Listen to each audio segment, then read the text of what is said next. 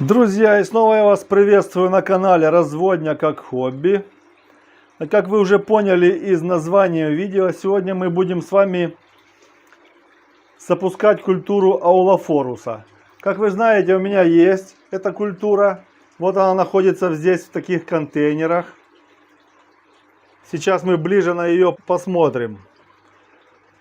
Потому что некоторые говорят, что мы подделываем, когда показываем аулофорус. Смотрите, открываю крышечку. Раз. Вот, пожалуйста, червячок, смотрите, живой. Давайте посмотрим еще здесь. Вот на стенках висит.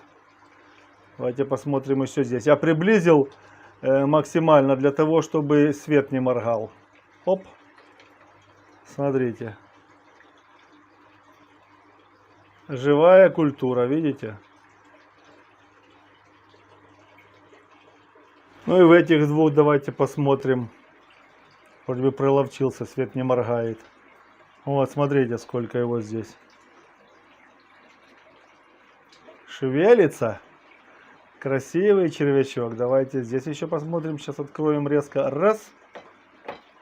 Здесь чуть поменьше, но тоже нормально. Короче, этой культуры мне хватает для того, чтобы покормить производителей. Вы знаете, когда производители хорошо кушают, тогда у них плодовитое получается потомство. Очень мало неоплодотворенной икры, практически вообще не бывает. И поэтому сегодня я решил запустить еще 2 контейнера, для того, чтобы как можно больше его размножить. Тем более впереди зима, живой корм он никогда не помешает. Я предварительно немного аулофоруса взял, сюда отдельно в ведро, вот такие кучки образовались. Сейчас мы пойдем и будем их садить на новый субстрат. Я вам это все покажу. Вот у нас есть такие подготовленные 2 лотка. Использовать мы будем в качестве субстрата вот такую мочалку. Обычный поролон мебельный. Старый диван у меня был. И вот я нарезал этих вот губок. Вот уже их замочил. Для того, чтобы они хорошо пропитались водой. Ну, чтобы из них вышел воздух. Сейчас мы их положим сюда в наши вот эти вот импровизированные контейнеры. Ну, как импровизированные? Они не импровизированные. Вот я положил уже одну. Сейчас вторую положим. Опа. Так. Желательно, чтобы от краев этого субстракта были промежутки такие, чтобы здесь была водичка.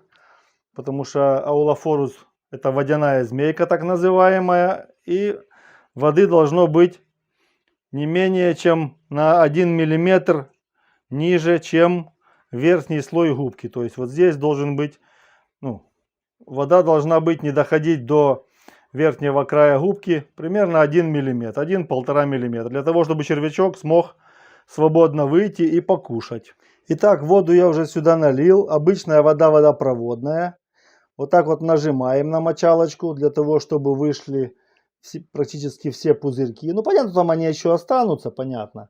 Но по максимуму выжимаем, для того, чтобы там в этой мочалочке воздуха не было. Она со временем, когда уже побудет там месяц, 1,5 месяца, то там этот воздух уже скапливаться не будет. Он будет, там будет постоянно находиться вода. То есть мочалка хорошо размокнет.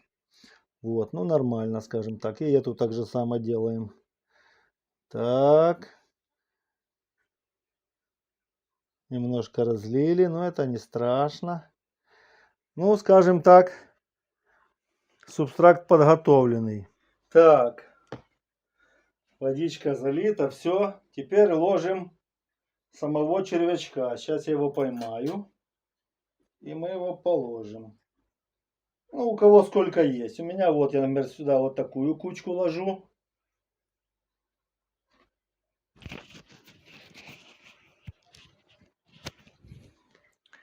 Так, и на второй тоже такую небольшую кучку. Подождите, что там не хочет браться с ведра. Опа. Так. Еще у нас немножко есть. Вот сюда ложим еще. Вот. Вот, пожалуйста, вот такие кучки. Так, еще немножко есть. Сейчас я подложу. Так. Раз. Они кучками кучкуются. И не весь он берется сразу. Ну, короче, как-то так. Ну и теперь, естественно, этому червячку нужно сюда положить немножко корма. Корм я даю вот такое обычное овсяное толокно. Перемолол его в кофемолке. И немножко даю ему сюда. Так, для стартовой культуры вот такого вот количества на сегодня ему хватит. Для того, чтобы он привык. Он сейчас потихоньку расползется по мочалке и начнет привыкать к новым условиям обитания. Хочу вам также сказать, что немаловажное значение при выращивании аулофоруса имеет значение вот эта крышка, которая он вот так будет накрываться. Значит, по периметру этой крышки, вот здесь вот в верхних, ну, без разницы где, нужно сделать от 20 до 30 дырочек тоненькой иголкой. И своевременно, хотя бы раз в 2 недели крышку промывать, так как эти дырочки забиваются, и аулофорус тогда задыхается. А если оставить его вот так открытым, то на этой мочалке, ну, в связи с тем, что здесь вот это вот размокает и гниет хлопья овсяные, заводится так называемая плодовая мушка. И она тогда откладывает яйца, и личинка, которая вылупляется, начинает есть аулофорус. И культура аулофоруса пропадает. Это нужно обязательно делать. Накрывать крышкой обязательно. Значит, меняю воду я. Ну, у незапущенной, вернее, в только что запущенной культуре можно поменять там через 5 дней, там слить половину. Ну, смотреть по тому, какая будет вода. А у запущенной культуры я меняю воду раз в 3 дня. Ну, в тех лотках, которые вы видели в самом начале видео. Значит, также еще хочу сказать, что аулофорус, он теплолюбивая культура. Он любит, чтобы температура, ну, воды и окружающего воздуха была где-то примерно в пределах от 25 до 27-28 градусов. Ну, 24. А если температура окружающей среды и вода будет опуститься до 20 градусов, ну, культура будет не так развиваться, как хотелось бы. Сейчас мы ее поставим туда же на аквариумы, рядом с теми сутками, и они там будут развиваться. Вот смотрите, червячок начал уже залазить вглубь губки, видите? То есть на поверхности его уже мало. Он постепенно расползется и уже, я думаю, через день, 2-3 начнет размножаться. И в ближайших видео мы понаблюдаем за ним, как он разрастется у нас. Потому что на тех маленьких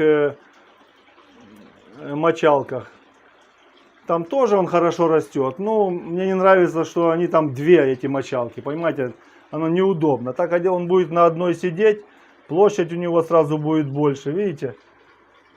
Здесь тоже так его достаточно. Ну а рыбки такой корм едят с удовольствием.